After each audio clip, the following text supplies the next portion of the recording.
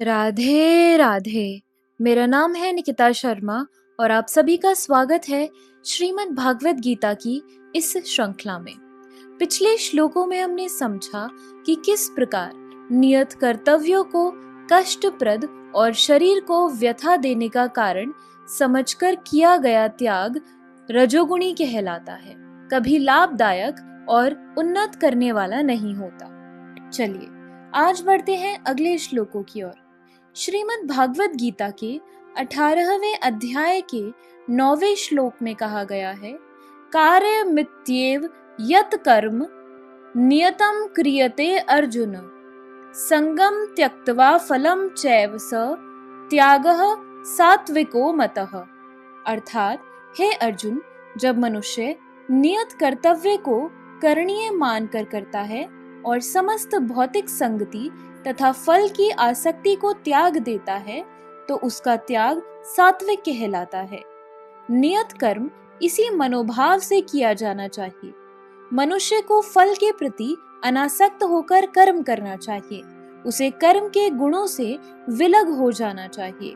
जो व्यक्ति कृष्ण भावनामृत में रहकर कारखाने में कार्य करता है, वह न तो कारखाने के कार्य से अपने को जोड़ता है, न ही कारखाने के श्रमिकों से। वह तो मात्र कृष्ण के लिए कार्य करता है और जब वह इसका फल कृष्ण को अर्पण कर देता है तो वह दिव्य स्तर पर कार्य करता है। 10वें श्लोक में कहा गया है, न द्वेष्टे कुशलम कर्म कुशले नानुषज्जते, त्यागी सत्व समाविष्टो मेधावी छिन्न संशयः। अर्थात सतोगुण में स्थित बुद्धिमान त्यागी जो न तो अशुभ कर्म से घृणा करता है न शुभ कर्म से लिप्त होता है, वह कर्म के विषय में कोई संशय नहीं रखता। कृष्ण भावना भावित व्यक्ति या सतोगुणी व्यक्ति न तो किसी व्यक्ति से घृणा करता है न अपने शरीर को कष्ट देने वाली किसी बात से। वह उपयुक्त स्थान पर तथा उचित समय पर बिना डरे अपना कर्तव्य करता है। ऐसे व्यक्ति को जो आध्यात्म को प्राप्त है सर्वाधिक बुद्धिमान तथा अपने कर्मों में संशय रहित मानना चाहिए। 11वें श्लोक में कहा गया है, न ही देह भृता शक्यम त्यक्तुम कर्माण्यशेषतः, यस्तु कर्म फल त्यागी स त्यागीत्यभिधीयते। अर्थात निसंदेह किसी भी देहधारी प्राणी के लिए समस्त कर्मों का परित्याग कर पाना असंभव है, लेकिन जो कर्म फल का परित्याग करता है वह वास्तव में त्यागी कहलाता है। भगवत गीता में कहा गया है कि मनुष्य कभी भी कर्म का त्याग नहीं कर सकता। अतएव जो कृष्ण के लिए कर्म करता है और कर्म फलों को भोगता नहीं तथा जो कृष्ण को सब कुछ अर्पित करता है वही वास्तविक त्यागी है। अंतर्राष्ट्रीय कृष्ण भावनामृत संघ में अनेक सदस्य हैं जो अपने अपने कार्यालयों, कारखानों या अन्य स्थानों में कठिन श्रम करते हैं और वे जो कुछ कमाते हैं उसे संघ को दान दे देते हैं।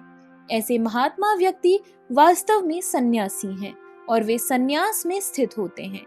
यहाँ स्पष्ट रूप से बताया गया है कि कर्म फलों का परित्याग किस प्रकार और किस प्रयोजन के लिए किया जाए। 12वें श्लोक में कहा गया है, अनिष्टमिष्टम मिश्रम च त्रिविधम कर्मणः फलम, अभत्य त्यागिनाम प्रेत्य न तु सन्यासिनाम क्वचित। अर्थात जो त्यागी नहीं है उसके लिए इच्छित यानी इष्ट, अनिच्छित यानी अनिष्ट तथा मिश्रित ये 3 प्रकार के कर्मफल मृत्यु के बाद मिलते हैं। लेकिन जो सन्यासी है उन्हें ऐसे फल का सुख दुख भी भोगना नहीं पड़ता। जो कृष्ण भावनामय व्यक्ति कृष्ण के साथ अपने संबंध को जानते हुए कर्म करता है वह सदैव मुक्त रहता है। अतएव उसे मृत्यु के पश्चात अपने कर्म फलों का सुख दुख नहीं भोगना पड़ता। तो इसी के साथ हमारे आज के श्लोकों की वीडियो समाप्त होती है।